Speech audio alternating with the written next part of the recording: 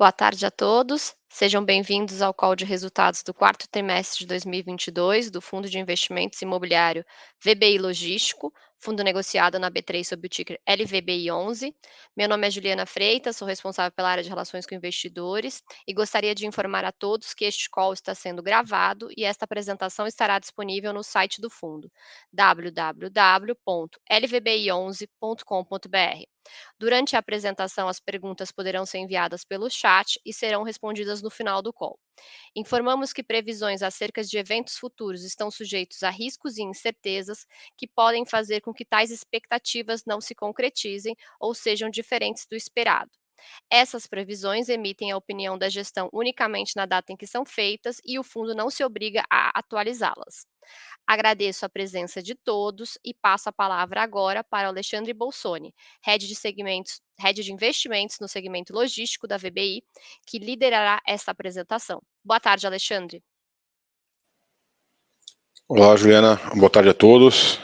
Obrigado aí pela presença. Nosso objetivo aqui é passar aí hoje na apresentação do call do último trimestre de 22. Passaremos também um pouco aí os acontecimentos durante todo o ano de 22 e algumas perspectivas também aí para o primeiro semestre de 23.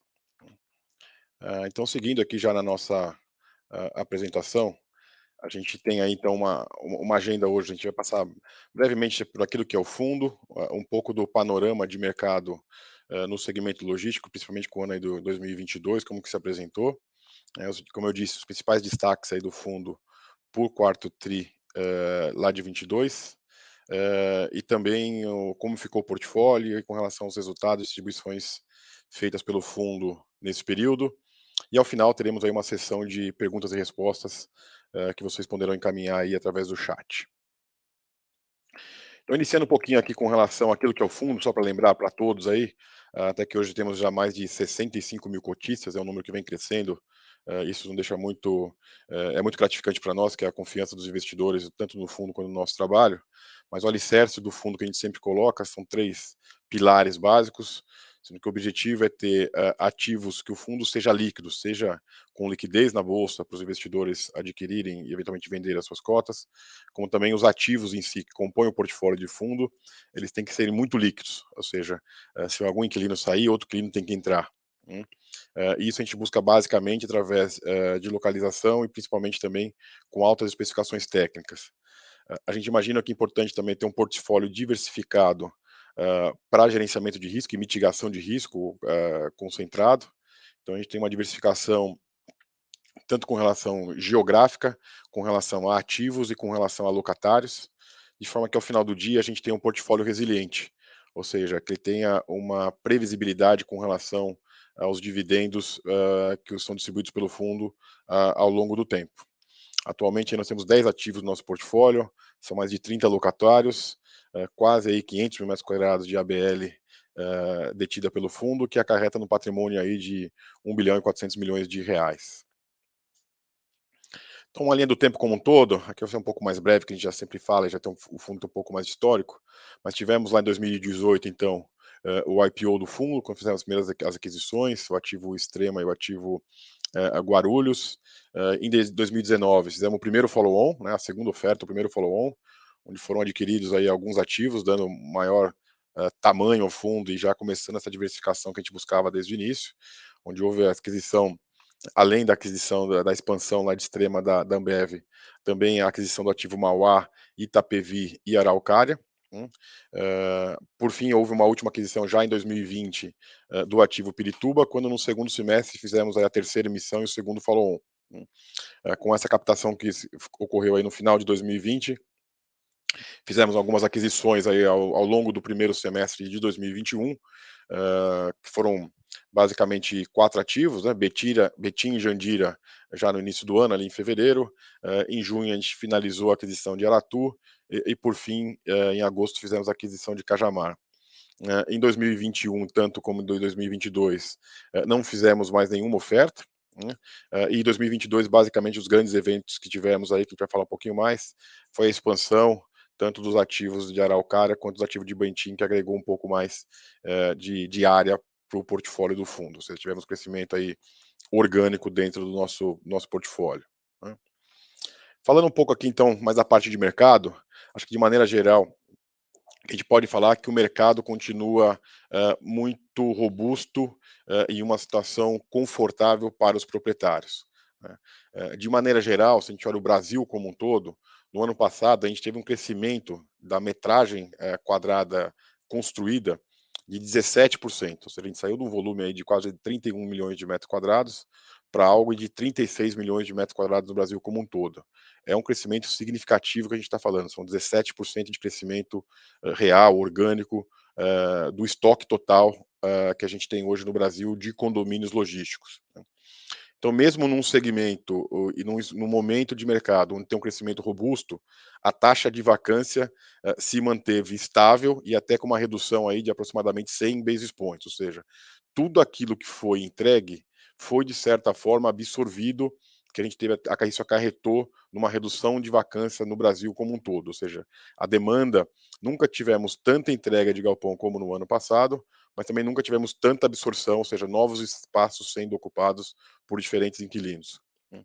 E que isso acarretou no final do dia um incremento no valor de locação. A gente teve um incremento aí de 13%, ou seja, acima da inflação oficial do Brasil no ano passado, em termos de preço pedido médio para o todo o Brasil. Ou seja, é um mercado que continua crescendo e continua crescendo de maneira sustentada. Ou seja, estamos vendo recuperação de preço pedido e recuperação de preço de locação como um todo. Quando a gente olha aí para os principais mercados, e aí os mercados onde temos nossos ativos, que é importante lembrar, sempre te coloca como referência aí o estado de São Paulo, que ainda representa quase que 50% de todo esse mercado que a gente fala de Brasil como um todo, tá. São quase aí 17 milhões de metros quadrados que a gente tem em São Paulo hoje dentro desse mapeamento.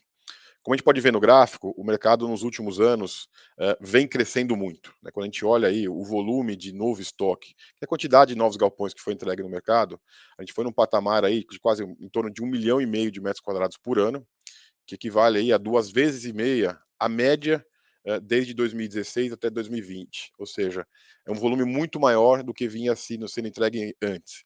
A grande preocupação que a gente via no mercado: tem muita super oferta, vai ter muita oferta. Realmente, o mercado cresceu muito nos últimos 2 anos, mas esse crescimento não foi suficiente para fazer a taxa de vacância subir.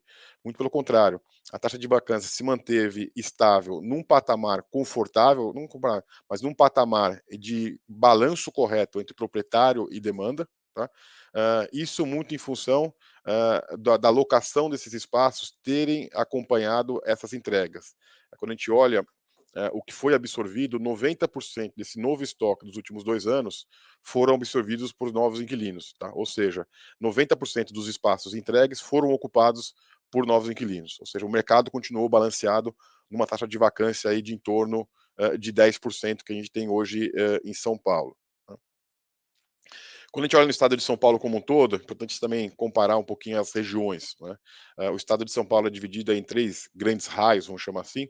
O primeiro raio, que é o mais próximo aqui da região metropolitana de São Paulo, mais próximo da capital, que a gente chama de raio 30, onde está localizado 100% do nosso portfólio aqui em São Paulo, é onde apresenta aí talvez as maiores oportunidades do nosso entendimento, porque é onde historicamente a gente tem uma taxa baixa de vacância, ou seja, tem uma pressão maior pelo preço, como a gente vai ver a seguir, e essa vacância se mantém estável, né. A gente teve um pequeno incremento quando comparado aí, ao quarto trimestre de 22 com o 21, mas ainda assim no patamar de 11%, que é um patamar estável e controlado, onde a gente consegue ter boas negociações para o lado dos proprietários, para o lado do fundo. E importante também aí começa com esse mercado crescendo, e como é mais difícil, vamos chamar assim, desenvolver no raio 30, né, as outras regiões, raio 60 e raio acima entre 30 e 60 e acima de 60, também houve recuperação no último ano, ou seja, tivemos algumas locações, algumas grandes locações fora do raio 30, que ajudou na diminuição da taxa de vacância do estado de São Paulo. Ou seja, hoje o mercado, de maneira geral, apesar de ter crescido muito em 2022, a taxa de vacância se manteve bem estável. Isso, como eu disse já, para o Brasil se reflete um pouco com relação ao aumento do preço pedido do valor de locação, né. Quando a gente olha aí no raio 30, houve um incremento aí na base de 18% no preço pedido. E por que esse preço pedido tem aumentado? além da condição de mercado, ou seja, a taxa de vacância estar baixa e os ativos que são entregues no mercado hoje são de excelente qualidade, ou seja, possuem um preço de pedido de locação mais alto, houve uma inflação muito grande com relação aos custos de produção. Ou seja, hoje existe uma pressão de novos ativos que terão um preço pedido eventualmente mais alto que o preço praticado em alguns mercados, de forma que aqueles ativos já existentes também poderão acompanhar esse crescimento do preço pedido desses novos ativos, os ativos mais modernos. Ou seja, existe sim um acompanhamento aí nos últimos 2 anos do preço pedido acima da inflação, inclusive. Falando um pouquinho aí dos outros mercados, onde também temos ativos, o segundo maior mercado dentro do nosso fundo é o estado de Minas Gerais, onde a gente tem um ativo em Extrema e também um ativo em Betim, na região metropolitana lá de Belo Horizonte. A taxa de vacância lá é ainda menor. Né?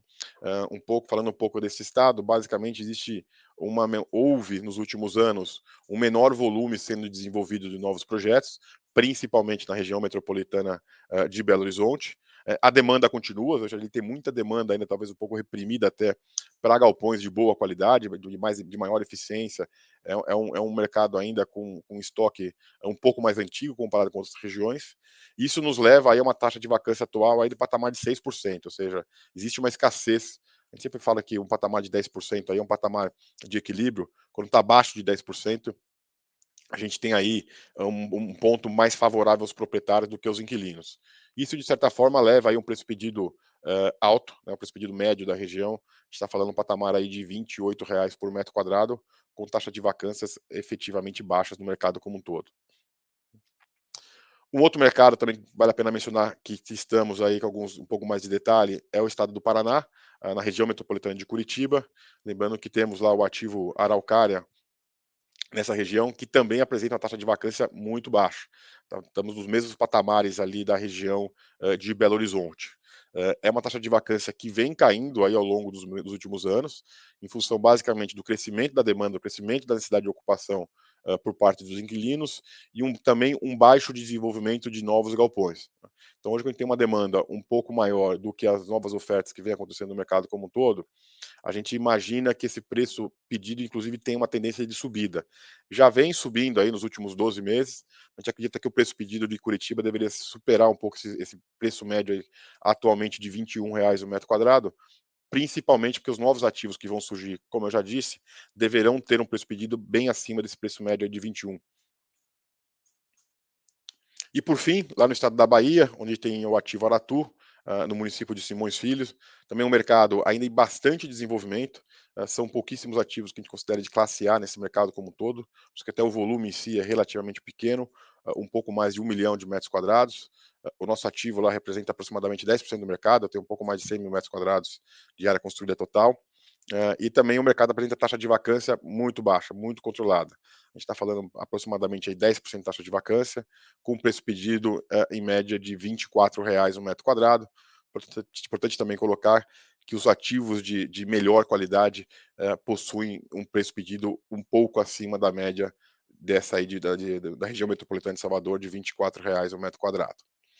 Então, de maneira geral, que eu posso falar de mercado para vocês, o mercado dos últimos 2 anos de logística tem se comportado de maneira muito robusta.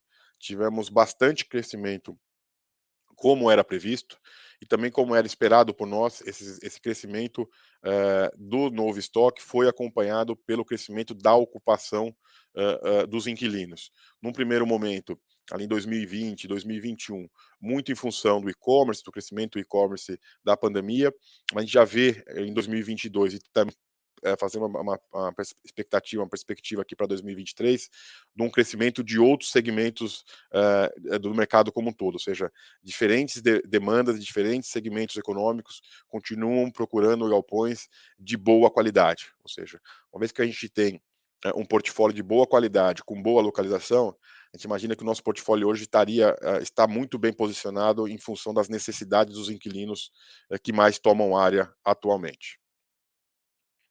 Então, seguindo um pouquinho aqui a apresentação, falando um pouco mais do fundo, Vamos dar uma olhada, então, que a gente teve uma retrospectiva aí do ano de 2022. A gente dividiu basicamente em trimestre. O primeiro semestre foi um pouco mais movimentado para o fundo, e o segundo semestre a gente teve um pouco mais de estabilidade, quase atingindo o voo de cruzeiro aí.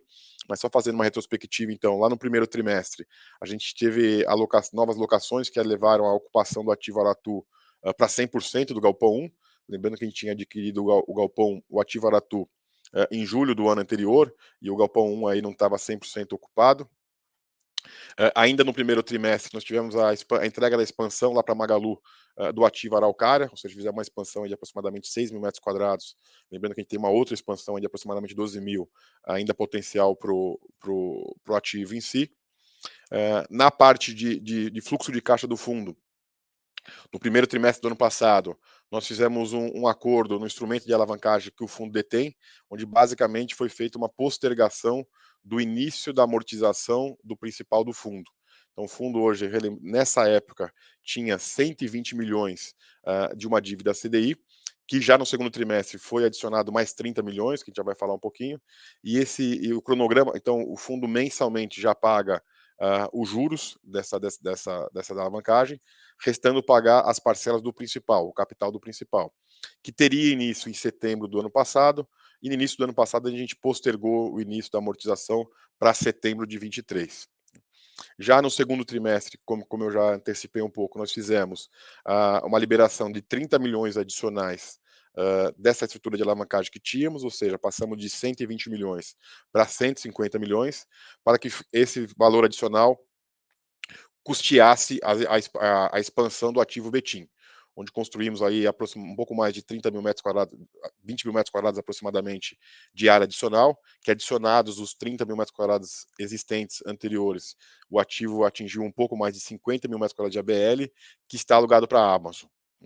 Então, além da entrega lá de Betim, dessa expansão, fizemos a entrega do Galpão 2 do ativo Aratu, que na época estava 90% ocupado e alugado para Americanas, que a gente vai falar um pouco mais ao longo da apresentação em função dos acontecimentos recentes.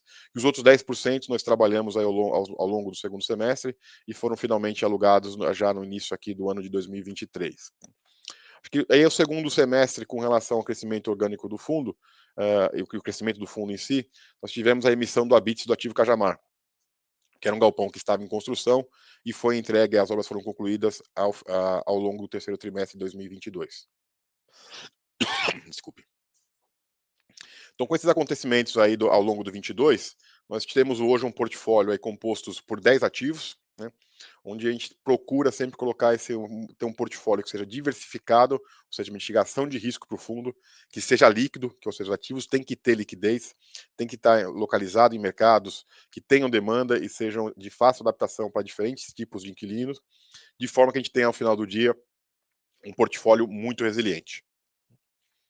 Então, como eu disse, a gente está localizado em 4 diferentes estados, uma concentração um pouco maior, que é o nosso objetivo no estado de São Paulo, principalmente aquilo que a gente chama de raio 30, que é na região metropolitana aqui de São Paulo. A gente tem um pouco mais de 40% dos nossos ativos nessa região, e o restante, um pouco menos de 60%, diversificado em diferentes regiões. Hoje, Extrema é o nosso maior ativo e representa aí 24% do nosso portfólio. Lembrando que lá a gente tem aí metade do ativo num BTS alugado para a Ambev até 2029, então a gente tem uma resiliência, apesar de ter uma concentração um pouco maior num único ativo, a gente tem uma mitigação de risco através desse contrato de BTS com a Ambev, de novo, até 2029, e os demais, os outros 3 ativos localizados em diferentes estados, diferentes regiões, Paraná, Minas Gerais e Bahia, buscando essa diversificação, seja geográfica, seja por ativo e, consequentemente, por locatário. Então, como eu disse, a gente tem uma diversificação por imóvel aqui um pouco diferente da análise anterior, mais com base na receita e lá anteriormente com base no valor do ativo. A gente tem uma diversificação grande aí com relação aos nossos inquilinos, né? Nosso maior inquilino representa 11% da nossa carteira, que é a Amazon e a DHL hoje, em conjunto com a Ambev, e os demais aí sempre abaixo de 10%, que é o nosso objetivo. No final do dia, a gente tem uma boa diversificação por locatário, seria um limite máximo, vamos chamar assim, de 10% por inquilino. Esses inquilinos, na sua grande parte, estão nos 3 principais segmentos de ocupação hoje do segmento industrial logístico, principalmente aí as empresas que prestam serviço nesse segmento, são os prestadores de serviço no segmento para diferentes tipos de indústria e segmentos econômicos. O e-commerce, em função do crescimento recente, é o segundo maior segmento, aí com 25% da nossa carteira, e o varejo com 17%. Né? Nós temos aí hoje um portfólio de excelente qualidade, excelentes especificações técnicas. 95% do nosso portfólio é classificado como classe A, ou seja, aquele que tem as melhores especificações técnicas.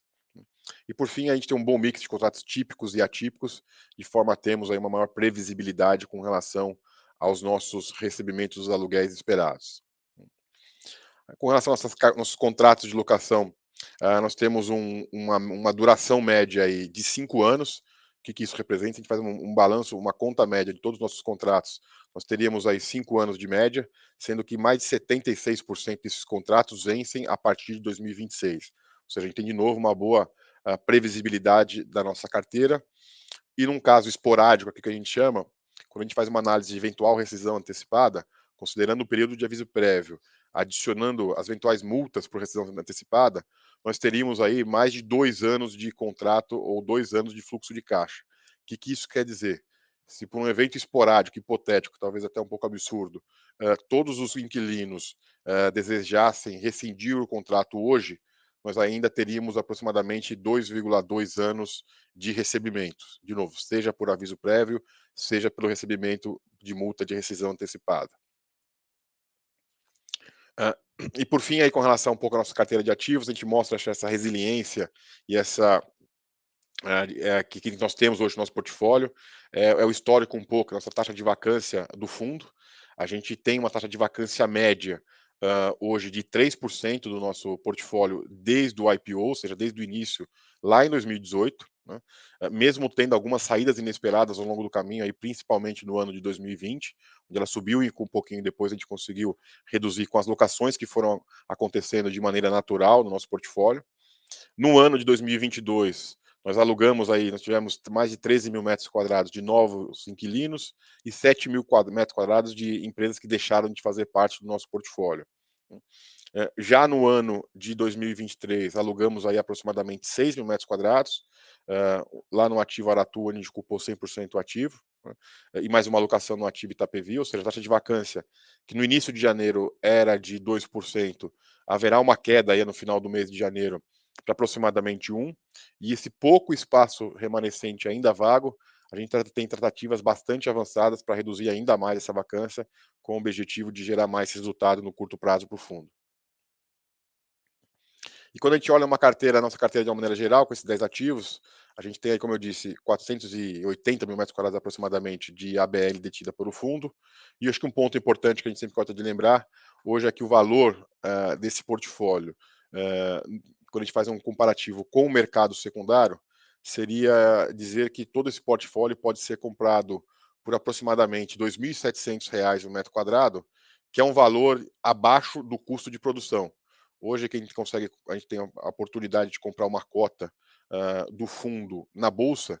Se você comprar hoje, você vai estar comprando todo esse portfólio com essa qualidade, com essa localização, com esses inquilinos, com essa previsibilidade, com aproximadamente 15% de desconto pelo custo de produção, ou seja, não é nem pelo custo de mercado, é pelo custo de produção de novos ativos.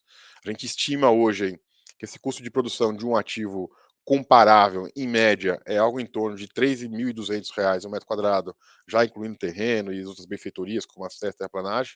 Ou seja, para quem gosta de ativo imobiliário, hoje o mercado, em função desse desconto, seja com relação à cota patrimonial, que consequentemente dá um desconto significativo para o custo de produção, você consegue comprar ativos dessa qualidade com 15% de desconto em cima do custo de produção de ativos nesse segmento. Agora entrando na parte mais financeira aí dos últimos meses e um pouco mais detalhe do segundo semestre de 22, o fundo de maneira geral está bem estabilizado, seja nas suas receitas, seja nas suas despesas. Né? Quando a gente olha aí o resultado do segundo semestre de maneira geral, a gente sempre procura dividir aqui em 3 grandes linhas.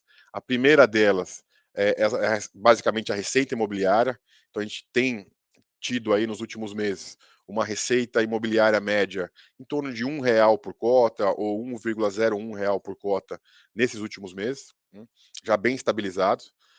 Nós temos tido aí umas despesas do fundo, seja despesa imobiliária, seja despesa operacional, que basicamente aqui, como a vacância é muito baixa, não há despesa imobiliária, apenas despesa operacional, na ordem aí de 11 centavos por cota nesses últimos 6 meses.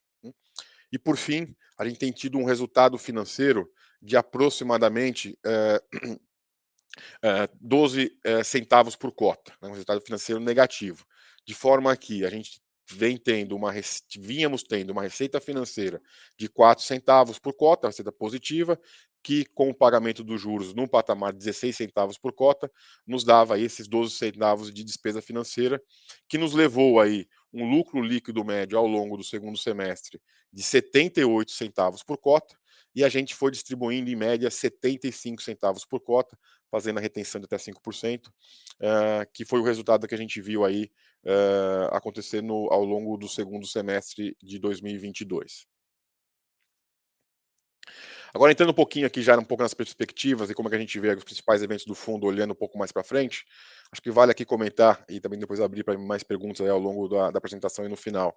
Falar um pouquinho do caso Americanas, né, que gerou bastante questionamentos, estamos aí alguns fatos relevantes, como a gente vai ver, mas lembrando um pouquinho aqui o que representa Americanas para nós no fundo.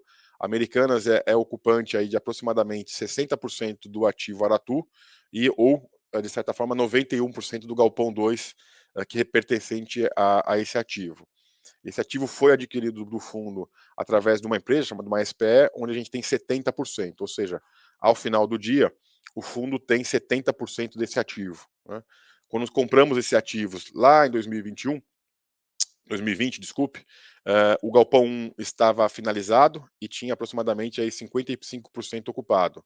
Ao longo do ano de 2021, nós fizemos a alocação dessa área remanescente, então atingimos lá, como eu disse anteriormente, já no início de 22, 100% de ocupação para diferentes inquilinos. Durante o ano de 2022 foi concluída a construção do Galpão 2, né, ali no mês de junho, onde foi dado início o contrato de locação com a Americanas. A Americanas recebeu o imóvel naquela época e se tornou locatária efetiva do fundo através desse ativo. E depois tínhamos aí aproximadamente 10% apenas de área disponível, que também já foi alugado para um outro inquilino, e hoje o ativo está 100% ocupado. Importante salientar que a gente vem comentando aí que a gente acredita que esse ativo é muito líquido, né? O mercado de Salvador hoje tem muito bons indicadores, como a gente já viu, uma taxa de vacância baixa, com um preço médio de R$ 24 no metro quadrado, ou seja, e o ativo é muito bem localizado dentro do mercado e muito eficiente tecnicamente, podendo atender diferentes usuários, diferentes tipos de operação. E aí, falando um pouquinho dos últimos acontecimentos com relação a Americanas e o que a gente imagina que sejam os próximos passos. A Americanas, como eu disse, tem aproximadamente aí 60% lá do ativo, que dá algo em torno aí de 58 mil metros quadrados. O início do contrato teve início aí em junho de 22, é um prazo de 10 anos, ou seja, teremos até junho de 2032. É um contrato da modalidade atípico, né, e ele representa aí para o fundo aproximadamente 7% dessa receita, o equivalente aí a 7 centavos por cota. Importante lembrar que quando fizemos a aquisição do ativo em si, a Americanas, em termos de rating de crédito, era classificada como AAA no nível aqui do Brasil e teve essa alteração abrupta aí ao longo do mês de janeiro. Então, ao longo do mês de janeiro, a gente teve algumas comunicações através de fato relevante. Lá aí no dia 19 do 1, nós tivemos conhecimento, aí teve um anúncio em si da recuperação judicial da Americanas. Aí, o nosso primeiro fato relevante foi no dia 25, foi quando o fundo tomou ciência que nós tínhamos sido listados como créditos sujeitos à recuperação judicial. Isso basicamente depois se mostrou que seria o aluguel devido entre o dia 1 e o dia 12 de janeiro. Né? No dia 13, nós soltamos fato relevante informando que o montante devido até o dia 10 de forma integral não havia sido, o pagamento integral não havia sido feito. Esse aluguel que deveria ter sido pago no início do mês de fevereiro, no dia 10 mais precisamente, se refere à competência de janeiro, ou seja, nesse momento, a Americanas havia pago aproximadamente 3 centavos por cota ou seja, quase que um pouco mais de um terço aí com relação ao pagamento do valor, né. E no dia 24/2, a gente citou um fato relevante, quando um fundo entrou com uma ação de despejo, com um pedido de liminar, com uma declaração de rescisão contratual junto à Justiça da Bahia. Nesse primeiro momento, nós tivemos, inclusive, uma liminar de primeira instância, nos autorizando, inclusive, ao despejo da Americanas, da área ocupada atualmente lá em Aratu. Em função desse despacho da liminar, o fundo fez, conforme a legislação, o fundo fez um depósito calção na justiça para que essa liminar tenha efeito, ou seja, um dinheiro que o fundo tirou do seu caixa e ainda esse dinheiro é de propriedade do fundo, só que só está depositado judicialmente para que essa liminar tivesse validade, né? Nesse interim, nesse prazo, tanto Americanas de forma espontânea, quanto o fundo entrou com embargos de declaração, ou seja, são discussões junto ao juiz para argumentar com alguns pontos a decisão em si. Nesse interim, o juiz revogou essa liminar que havia dado, né. Então a liminar foi revogada, né. Nesse mesmo fato relevante, nós demonstramos aí que a Americanas fez um novo pagamento de equivalente a 1 centavos por cota, né. Então, de certa forma, a situação que a gente tem hoje é a seguinte, né, o aluguel que foi pago em fevereiro foi pago de forma proporcional ao tempo de RJ, ou seja, aquele crédito que nós temos na RJ, que seria do dia 1 ao dia 12, seguimos como credores na RJ, e o aluguel informado pela Americanas, que seria do dia 13 ao dia 31 de janeiro, foi pago pelo fundo. Isso representa aí aproximadamente 4 centavos por cota dos 7 que seriam efetuamente devidos, né. E como próximos passos, hoje e na época eu disse que a Americana estava adimplente em janeiro, estava adimplente com o aluguel, né, mas ela tinha outros inadimplêmentos aí com relação ao contrato de locação, que a nossa expectativa é entendemos que seria, atendendo os melhores interesses do fundo, seguir adiante com essa ação, tomando as medidas cabíveis dentro do processo. Então, tão logo tenhamos mais novidades com relação ao andamento do processo, prontamente iremos informar todos os cotistas e ao mercado em geral desses novos acontecimentos. Acho que um outro ponto também, passando aqui já para o ativo Cajamar, que vale um pouco comentar perspectivas do fundo, é com relação ao ativo Cajamar em si. A expectativa mosquitinha era que a escritura do ativo Cajamar fosse, inclusive, realizada do ano passado, que esse prazo se postergou um pouco mais, né? Então, só lembrando que o ativo Cajamar é um galpão aí de aproximadamente 35 mil metros quadrados dentro de um condomínio logístico de frente para Anguera, na região metropolitana aqui de São Paulo, um empreendimento de excelente qualidade, um acesso direto para a rodovia, né, que teve o seu habite emitido em agosto do ano passado, né. Como eu disse já anteriormente, nossa expectativa era fazer a escritura desse ativo para que de forma efetiva ele passe a ser parte do nosso portfólio, parte do portfólio do fundo. Só que o que aconteceu foi, nós precisamos da individualização da matrícula do imóvel, né, e resta pendente, essa é uma obrigação do vendedor, a individualização dessa matrícula em função de um parecer de um órgão governamental. Atualmente, a expectativa é que essa matrícula individualizada seja apresentada ao final do segundo trimestre de 23, podendo aí sofrer algumas alterações eventualmente, para que nós possamos fazer um instrumento de alavancagem, que será pago nesse ativo, conforme previsto anteriormente, e, consequentemente, temos a posse do ativo em si. Vale lembrar que nesse ativo a gente negociou uma renda mínima garantida aí de 12 meses contados da escritura. Ou seja, nós temos aí, por mais que o ativo esteja vago hoje, a gente está trabalhando na locação desse galpão em si, não é esperado nenhum impacto financeiro até 12 meses contados da data da escritura, hoje prevista para junho 23, ou seja, não teríamos nenhum impacto financeiro com relação à vacância nesse ativo até junho de 2024. Aí, por fim, olhando um pouquinho aí com relação às movimentações que nós temos aí para os próximos 6 meses, desculpe, e para os 12 meses, com relação ao fluxo de caixa, como eu acabei de dizer, a nossa grande movimentação de fluxo de caixa está prevista aí para o segundo trimestre, quando a gente faz o pagamento ah, da, da parcela final de Cajamar, né. Essa parcela final hoje tem um valor total aí estimado de 71 milhões de reais, que com o nível de alavancagem que a gente imagina fazer, que é 70% do valor de geral, de valor geral do ativo em si, a gente teria um incremento de caixa de aproximadamente 16 milhões de reais. Por quê? O montante a ser alavancado de 87 é maior que o valor devido, né? E aí, considerando todas as obrigações que a gente tem do fundo com relação a investimentos em ativos, a gente sairia de uma posição de caixa de 19 milhões de reais ao final de janeiro de 22, para uma posição de caixa de 24 milhões de reais ao final do ano de 23. Esse montante de caixa, se ainda a gente considerar o montante a ser pago de principal da dívida ao longo de 23, ainda assim seria o suficiente para amortizar esses valores, que dá algo em torno de 12 milhões de reais. Ou seja, chegaríamos ao final do ano de 23 do fundo, o fundo cumprindo todas as suas obrigações, inclusive com o pagamento principal da dívida, caso realmente tenhamos que fazer isso.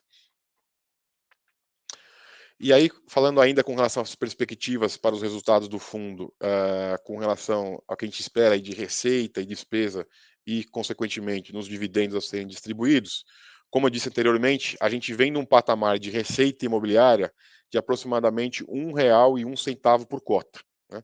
E a expectativa é que esse patamar suba conforme a gente tem os reajustes de inflação nos contratos de locação. Então, a gente espera que, ao longo dos primeiros semestres, a gente saia de 1,1 para 1,2 e assim sucessivamente, conforme a gente vai repassando os reajustes para os contratos de locação. Nas despesas em si, não esperamos grandes alterações, né? Nas despesas totais, que é basicamente a despesa operal do fundo e despesa imobiliária, despesa de vacância, como a nossa vacância é muito baixa e a despesa operacional do fundo é muito constante, a gente imagina que a gente vai se manter nesse patamar aí de 11 centavos por cota. O que a gente vai ter agora nesse primeiro semestre, em função da diminuição do caixa disponível do fundo, quando comparado com o segundo semestre de 22, é um resultado financeiro um pouco maior.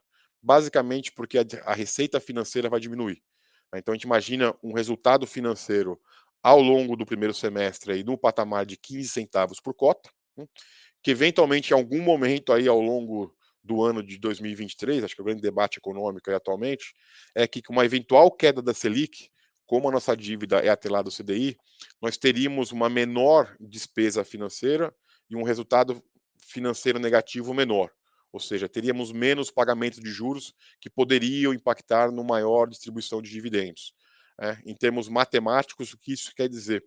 Para cada 1% ou 100 basis points que teríamos de redução da Selic, a gente teria 1 centavo a menos de despesa financeira, que eventualmente requentaria 1 centavo a mais de distribuição de dividendos. Mas de maneira geral, de um pouco mais estática, nesses primeiros meses aí de 23, esse é o resultado que a gente teria, receitas estabilizadas em R$ 1,01 por cota, com crescimento conforme a inflação, despesas totais no patamar de 11 centavos por cota e resultado financeiro líquido negativo em 15 centavos por cota. Isso nos levaria aí na manutenção de dividendos de rendimentos a serem distribuídos num patamar de 75 centavos por cota, com eventuais incrementos de acordo com o repasse da inflação, e também considerando aí que a gente receberia todos os valores da Americanas em si. E por fim, acho que é o nosso último slide, depois a gente abre para perguntas e respostas, como a gente vê nossos principais desafios operacionais aqui e a atuação em si da equipe de gestão para o fundo. Basicamente, um acompanhamento muito próximo de todo esse processo de recuperação judicial da Americanas e os eventuais impactos que poderíamos ter aqui no fundo. Nosso objetivo é sempre trabalhar para um melhor resultado possível no curto, sem dúvida nenhuma, mas principalmente no médio e longo prazo para o fundo, né? Para o final aí do segundo semestre, o segundo item, já teria a estruturação da estrutura de alavancagem para o pagamento da segunda parcela do ativo Cajamar. Isso já está bem mapeado e bem trabalhado, é justamente a gente aguardar aí o recebimento da matrícula individualizada para a gente possa fazer essa estruturação, o pagamento através dessa estrutura de dívida. E por fim, trabalhando forte ainda para uma manutenção dessa taxa de vacância bem baixa que a gente tem no fundo, o patamar hoje já até final de janeiro já atualizando próximo de 1%. Trabalhamos, se possível, para tentar zerar essa taxa de vacância aí no curto prazo em si e a manutenção dos inquilinos atuais. Acho que dessa forma a gente encerra aqui a apresentação em si. A gente abre o espaço aí para eventuais perguntas e respostas, seja com relação aos pontos abordados aqui na apresentação, seja outros ainda não eventualmente abordados. Bom, a gente vai começar aqui a sessão de perguntas e respostas. Nós recebemos algumas perguntas, relacionadas à alavancagem. A primeira delas, ela gostaria de saber, o nosso investidor pergunta se a gestão considera alienar algum ativo no curto prazo para reduzir ou zerar antecipadamente a alavancagem do fundo. Acho que de maneira geral, a gente, como eu mostrei aqui, a gente tem caixa disponível através dessa estrutura que a gente tem nosso plano de voo, nós temos um plano de trabalho, para ir até o final do ano de 2023 com as premissas abordadas, inclusive fazendo o pagamento do principal, que é a partir do mês de setembro de 23, ou seja, a gente tem aí quase que 11 meses para fazer as devidas providências, né? Aí o que a gente faz com relação ao nível de alavancagem do fundo? A gente tem um patamar aí de 13%, né, que pode ter um pequeno incremento ainda com relação a essa alavancagem desse efeito de cajamar, mas a gente acredita que seja um patamar de alavancagem razoável. A expectativa não é aumentar esse grau de alavancagem, se possível, reduzir, até em função que a gente entende que agregaria principalmente valor para o fundo no curto prazo. Né? De que forma que poderíamos fazer isso? Uma delas, sem dúvida nenhuma, é a eventual reciclagem de ativos. Né? Nós estamos sim atentos a eventuais oportunidades de reciclagem de ativos. Né? Lembrando hoje que talvez não seja o melhor momento para vender um ativo, ou seja, o número de compradores dispostos a fazer alguma aquisição no mercado hoje é menor do que já foi no passado. Né? Mas caso seja identificada alguma oportunidade com relação principalmente a preço que faça sentido a gente reciclar um ativo para desalavancar um pouco o fundo, assim faremos. Bom, vieram algumas outras perguntas relacionadas à alavancagem. Então, uma delas, ela pergunta se a gente pode esclarecer um pouco melhor como é que foi o histórico da alavancagem, né? Porque nós fizemos uma alavancagem inicial para adquirir Aratu e, desculpe, Jandira e Betim, e depois teve a questão da postergação do início da amortização, o aumento da alavancagem, e ela gostaria de saber, enfim, se a gente pode fazer um repasso, né, sobre esse histórico. E se o problema da Lojas Americanas, ele impacta, o fluxo financeiro de modo a ter algum problema aí no pagamento, dessa amortização. Então, bom, assim, boa pergunta, fazendo uma retrospectiva da estrutura de alavancagem do fundo. Né? A estrutura de alavancagem, o fundo começou a ficar alavancado, vamos chamar assim, como fizemos a aquisição de Jandira e Betim. Basicamente, quando nós fizemos a aquisição desses dois ativos, os ativos já vieram com uma alavancagem de aproximadamente 120 milhões de reais, e algo em um custo de CDI mais 2 aproximadamente, que na época decidimos manter essa alavancagem, não quitar essa alavancagem, basicamente por dois motivos. Né? Era uma alavancagem, à época, relativamente barata, lembrando que o CDI na época estava 2%, né? É o que a gente não contava, talvez, foi com esse crescimento tão grande do custo do CDI. Né? E na época tínhamos mais ativos, vamos chamar assim, estávamos em diligências bastante avançadas, com uma capacidade de compra do fundo um pouco mais reduzida. A gente vinha de um follow-on ali de aproximadamente 500 milhões de reais, onde nós tínhamos mais ativos a serem adquiridos nos meses subsequentes do que a capacidade de compra de equity do fundo em si. Então, tomamos a decisão de gestão em si, de sim, começar a ter uma alavancagem para o fundo, desde que seja um montante equilibrado, racional, que a gente acha que o patamar de 15%, 20% no máximo é o mais equilibrado, a ideia é não passar disso. Então, mantivemos essa alavancagem. Né? Nesse meio do caminho, nós também fizemos a aquisição do ativo Aratu, onde também tinha dentro da SPE, que a gente tem a participação via SPE, uma alavancagem aí de PCA mais 1,5, uma dívida muito barata, num montante menor, algo em torno aí de 17, 18 milhões de reais na participação do fundo. Então essa é a estrutura inicial que nós compramos, como fizemos a alavancagem do fundo. São ativos que foram comprados que já estavam alavancados. O fundo só manteve a alavancagem em função de estratégia de caixa e agregar valor para o fundo em si.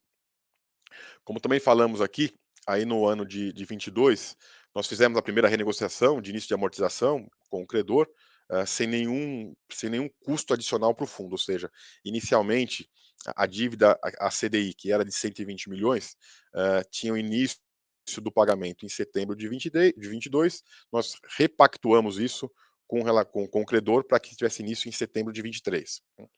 No ano passado, nós fizemos aí um aditivo, ou seja, fizemos uma liberação de 30 milhões de reais adicionais a essa dívida CDI, para que seja custeado, para que tivesse sido custeado a expansão do ativo Betim, né?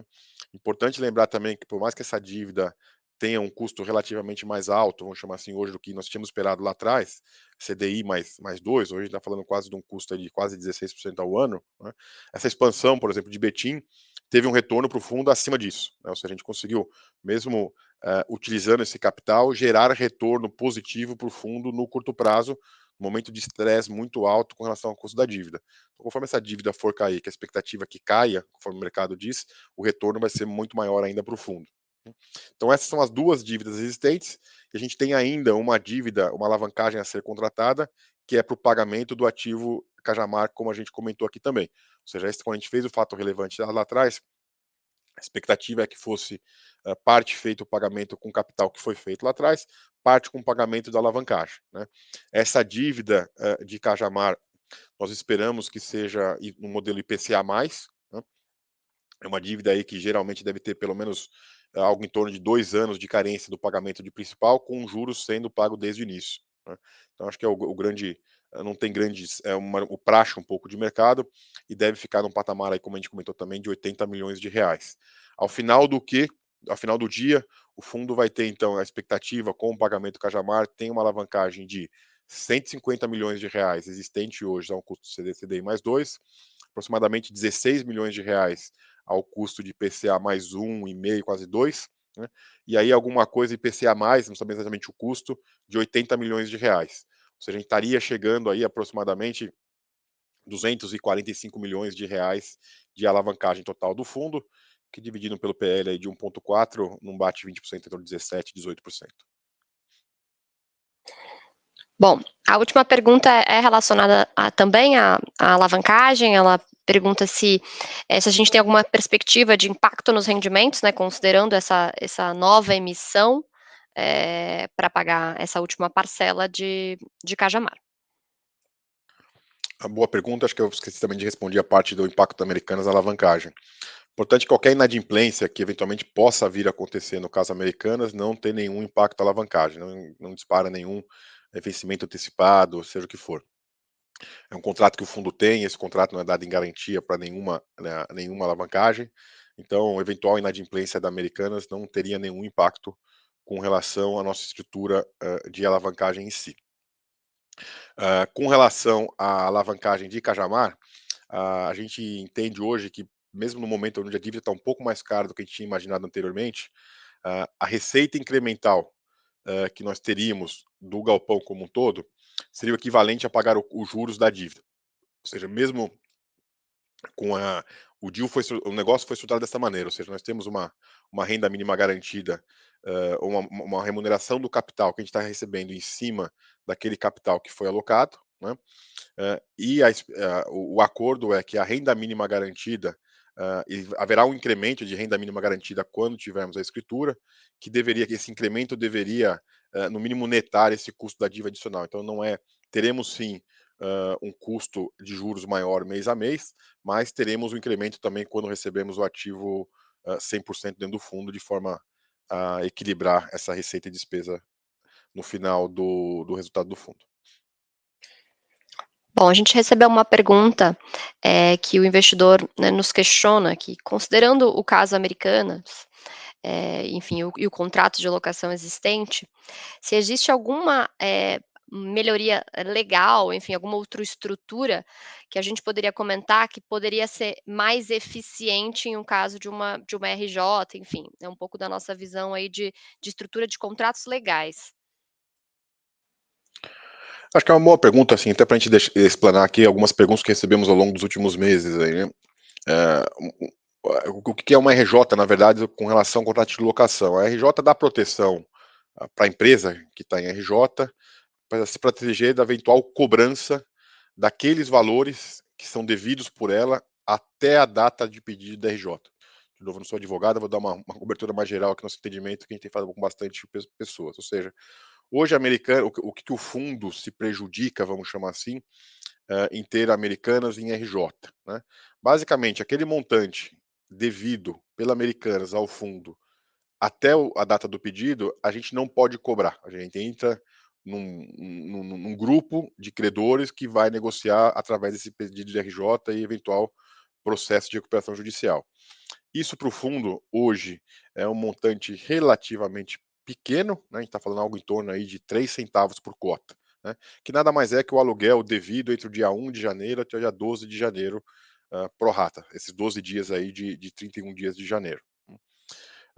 Vale lembrar também que qualquer não pagamento da Americanas de suas obrigações a partir da data do dia 13 de janeiro, quando ela entrou efetivamente em RJ, de acordo com os processos em andamento, a Americanas não teria essa proteção, ou seja, se ela deixa de pagar um aluguel ou alguma obrigação de contrato, nós poderíamos sim cobrá-los extraconcursalmente, tecnicamente falando, ou seja, nós poderíamos cobrar a Americanas como se ela não estivesse em RJ. Né? Então, acho que é um resumo de maneira bem pragmática aí o que a gente pode fazer com relação à cobrança ou não. Né? Então, de certa forma, a gente não tem muito como alterar um contrato de locação. Ou seja, a preocupação que nós temos enquanto ter um contrato de locação é ter contratos com inquilinos de boa qualidade de crédito. Faz parte da nossa análise aqui, ter inquilinos de boa qualidade de crédito e, eventualmente, boas garantias. Né? No caso da Americanas, a garantia era uma empresa do próprio grupo. Né? Inicialmente havia garantia de uma empresa do próprio grupo. Né? Então, assim, em termos conceituais na parte legal de estrutura de contrato de locação, não existe, acho que a gente não enxerga ainda grandes alterações que poderiam ser feitas, a não ser eventualmente exigir um seguro de fiança bancária, onde uma instituição terceira daria garantia para o contrato de locação, mas que nada mais é uma análise de crédito do inquilino em si. Né? O que acho que nós, talvez, a grande parte do Brasil aí foi surpreendido com essa mudança abrupta, né, do rating de crédito americanas, que passou de ser AAA para uma empresa em RJ em poucos dias, em poucas semanas.